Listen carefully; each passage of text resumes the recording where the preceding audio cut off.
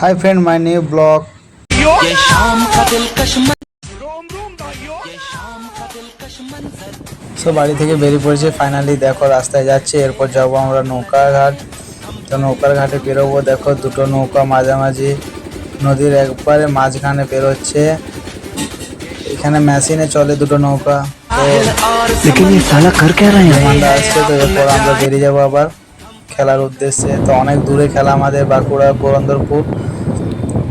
দেখো প্রচুর জল হচ্ছে মাকুড় এখান থেকে। রাস্তার মধ্যে প্রচুর বৃষ্টি হয়েছে, দেখতে পাচ্ছ তোমরা।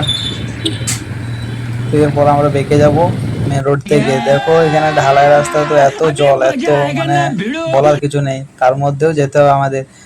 খেলা একটা বিশাল নেশা, বুঝতে পারছো তো তোমরা, যারা প্লেয়ার তারা বুঝতে পারবে ঠিক। তো এই বৃষ্টির মধ্যেও যেতে হবে আমাদের 5 নাম্বার খেলা। তো দেখো বলতে বলতে আমরা চলে এসেছি পুরন্দরপুর। আর আমাদের খেলা পুরন্দরপুর স্কুল মাঠ, সবাই জানোই যে ওখানে কেমন খেলা হয়। সত্যি খুব ভালো খেলা হচ্ছিল, বৃষ্টি হলেও খুব ভালো খেলা হচ্ছে। তো প্রত্যেকটা টিম ঠিক টাইম মতো চলে এসছে এখানে। তো এরপর আমাদের খেলা আছে, তো খেলায় রেস করছি। দেখো আমরা বিমানদা, আমি, রাহুল। তো আমাদের ড্রেস হয়ে গেছে, বাইরে বৃষ্টি হচ্ছিলো বলে গাড়ির ভিতরে ড্রেস করে নিলাম। তো একটু ওয়ার্ম আপ করে নিচ্ছি।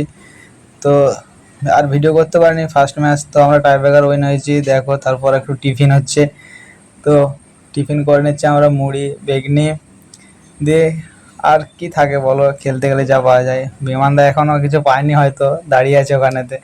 তো আমরা দুজন মিলেই খেতে খেতে খেলাটা দেখছিলাম। বিমানদা কিছু বলার চেষ্টা করেছিল, তো বলতে। তো দ্বিতীয় রাউন্ডে তৃতীয় খেলা আবার, দেখো বৃষ্টির মধ্যে খেলা চালু হয়ে গেছে আবার। তো খেলাটাতে আমরা টাই ব্রেকারের মাধ্যমে হেরে যাই, ব্যাড লাক।